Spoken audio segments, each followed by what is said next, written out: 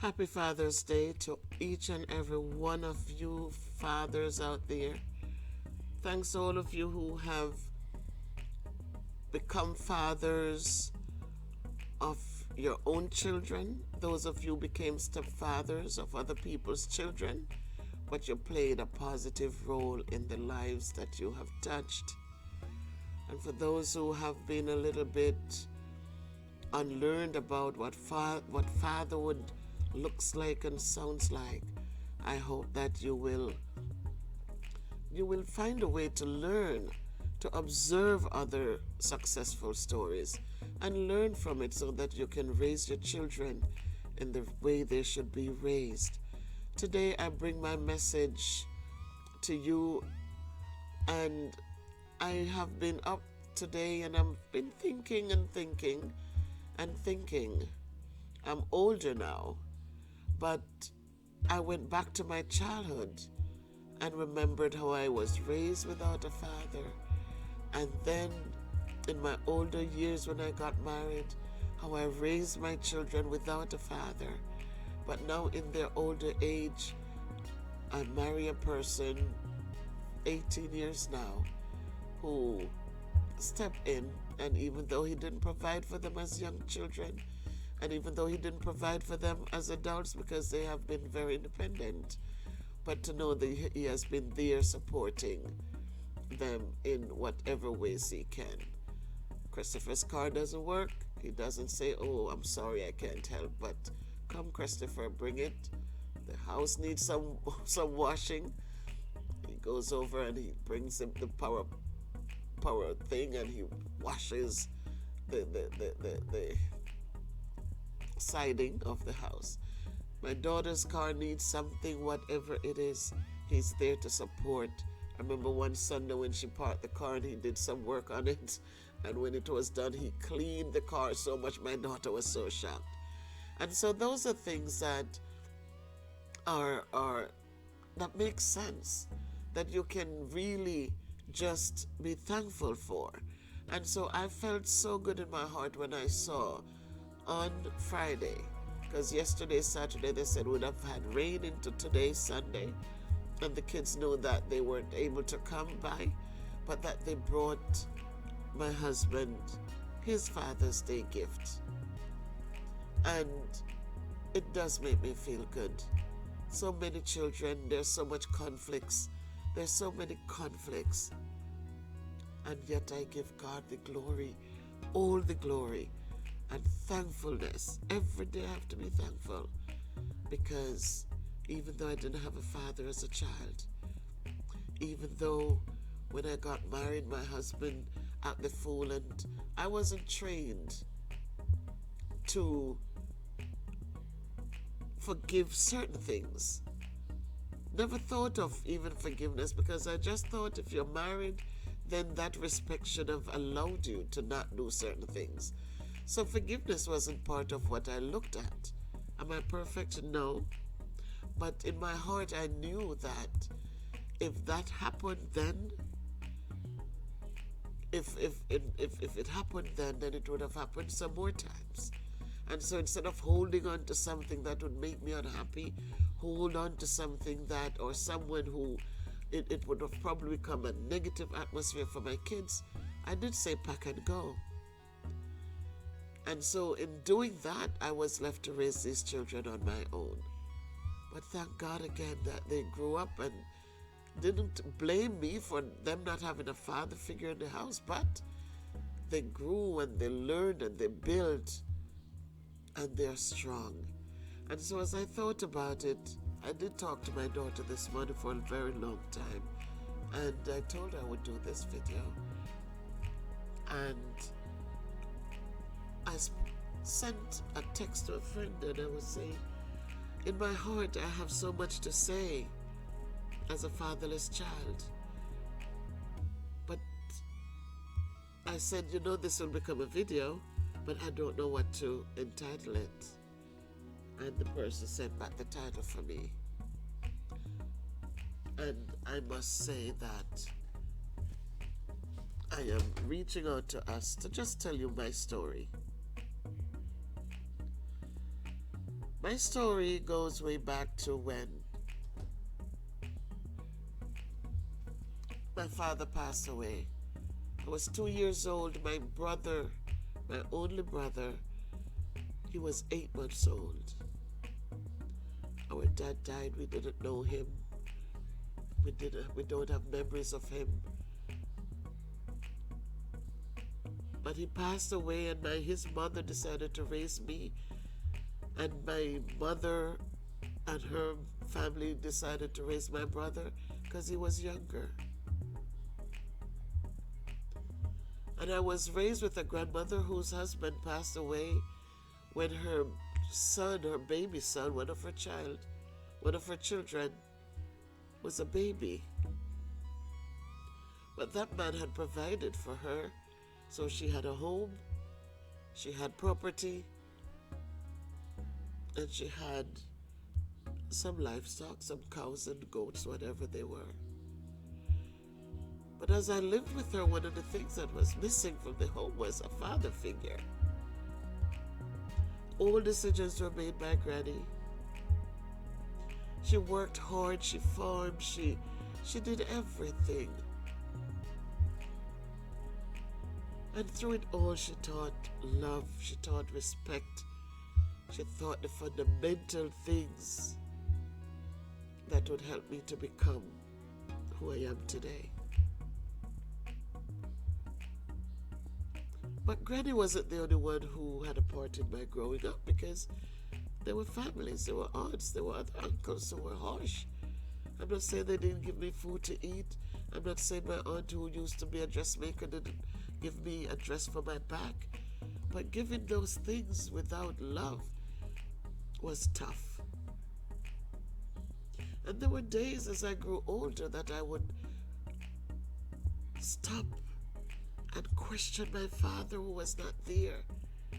But I would say, why did you die and leave me here? Why did you die and just leave us here? And the tears would flow, and and eventually you'd get up and you'd go on again. And you made the best of what you had. And Granny always, no matter what, she was instilling the importance of getting your education. You never know. She wanted so much for me to be a nurse, but she kept encouraging education. She never one day told me you had to stay home because this has to be done. Every day, no matter if I was late for school, after feeding the pigs, tying out the goats, carrying water up the hill. I could see the hill right now as I speak. But you had to run to school. Sometimes it was in the morning that she woke me up early morning to run out to Miss Daisy's shop to go buy something for breakfast, a half of bread or some sugar or something, some oil, to fry a couple dumplings so I could eat and run to school. But I grew up and I was grateful. I was a regular child who climbed trees and get into trouble and all of that, but Granny made sure I got my education. And then some things happened, which one day I will talk about that in a book or two.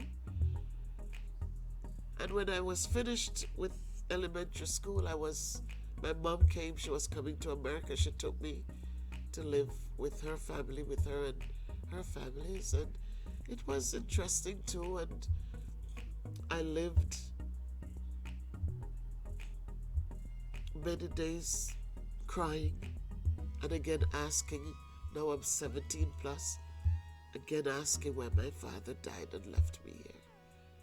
And I remember one morning when I was so overwhelmed and my aunt came in and she said to me, because in those places you lived with people who have, a lot of times, I'm not saying I was ever hungry, never was hungry, but as you got older, there were little things that you would need, and so many times you'd reach out. And the first thing was where we should get it from. And I remembered the morning when I was so overwhelmed, and I was there, and just sat there in the corner, and she came in and she said, "What's wrong with you?" And I was explaining to her what don't want to get into things. I was explaining to her, and she said, "Well, you're there talking about why your father died and left you here. Have you ever wondered that maybe if your father was alive and raised you guys, that maybe you wouldn't get to finish school? Did you ever wonder that maybe if your father was alive, that maybe the relationship with your mother and him would have been so bad that every day you would have been crying because of fights and confusion? Have you ever wondered that even if your father..." I continued to grow up and to do what I had to do, and then my mom filed for us and we came here to America. And the relationship was interesting because the foundation wasn't there. But I thank her profusely. I thanked her greatly because of the fact that she gave us the opportunity to come to a country that had the resources that would help us to build. We got the opportunity to do good with what we had, or to waste it and struggle. So I thanked her for that. I had to. She's no longer with us, but I had to thank her. Because I think with what I gathered here in this country, it empowered me to do many good things. And so today, as I thought about it, and I thought about my children and how I raised them without a father, and there were times when I worried that, oh my God, are they going to be harsh kids because they don't know what a father is? They weren't raised around a father. But people, let me say this, the message today is, regardless of the fact that whether you had a father or you're fatherless, if you have beaten the odds, give thanks. Give thanks. I have beaten the odds. I did beat the odds. My children did beat the odds. I look at my son and look at him as a father to his children. I look at him as a husband to his wife. And each time, even during the pregnancy with my daughter-in-law is pregnant, and all I ask was for him to make sure you're not stressing her out. Be good to her. Be kind to her. And she had the second child and she went through the motions. And when I speak to her, every time I would say, "Is he being good to you?" And she would laugh and say, "Of course, Miss Beverly." And I'm proud of them. I'm happy for them. And I look at my daughters, beautiful young ladies, and I see how they hold their heads up and how strong they are and how much they build, regardless of the fact that they didn't have a father figure in their lives. They have fathers, yeah. But they grew up without one in their lives. And so I'm thankful to God. And I look at my big sister, and she also was a strong girl, and she raised her daughter without a father. No father. And I must say hats off to you, my sister, because your strength became my strength also. And I look at my niece, Dr. Nika Miller. Doctor, yes. Without a father, without the support of a father to say, "Here is a pencil, Here is a book. Here is a dinner. All for children.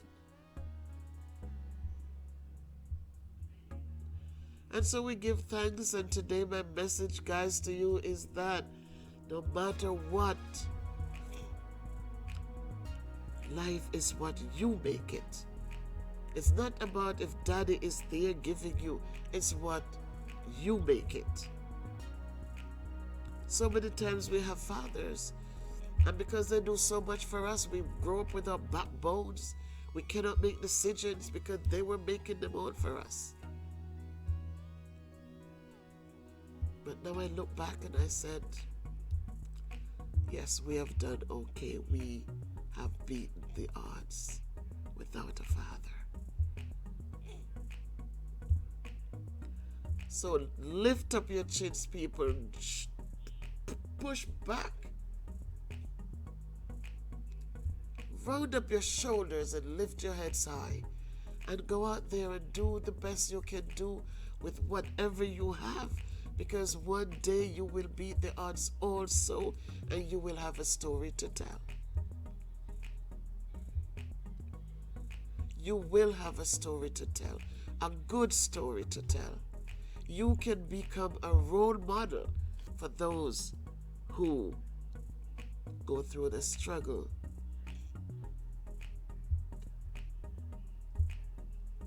And have done well with every opportunity they received. Bumps in the road? Yes, many bumps in the road. But the resilience and the strength of growing up without somebody there to do for you, to do for us, made us strong enough to ride over those bumps.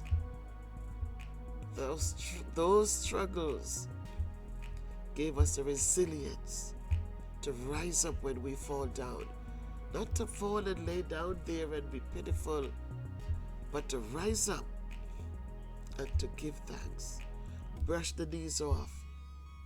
And yes, I said give thanks, because a lot of times you buck the toe and you say, thank you, God, it didn't break. A lot of times we fall down and we get up and we say, Lord, thank you, I didn't break a bone.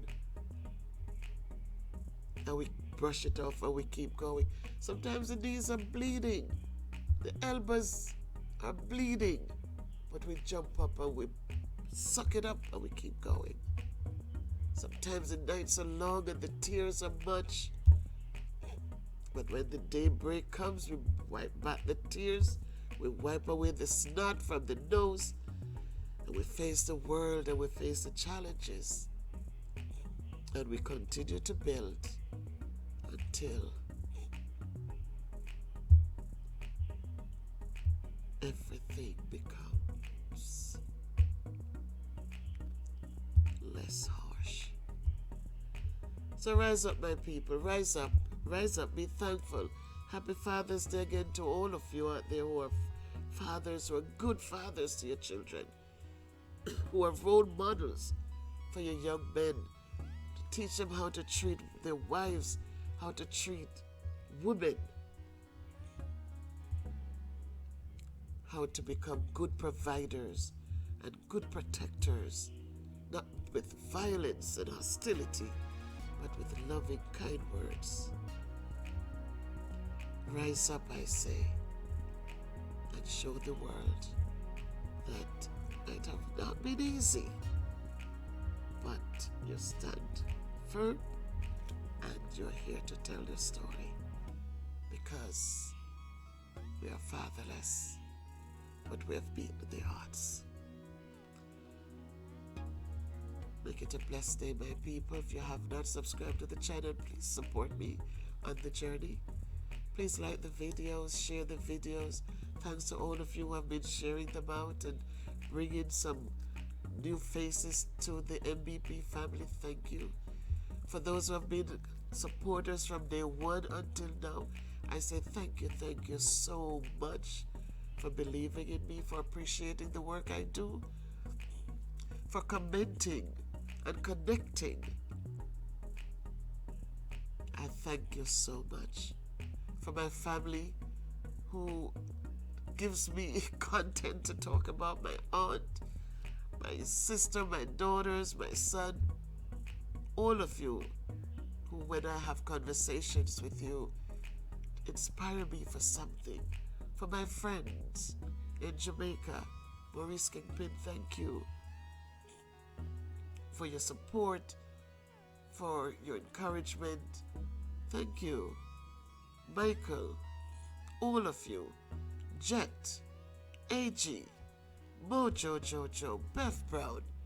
My goodness, guys, all of you who have been there. Ernestine, my sister, Miss Ruby, my sisters, Erin. My God, there's not a video that you haven't watched. And blessings, Miss Bev.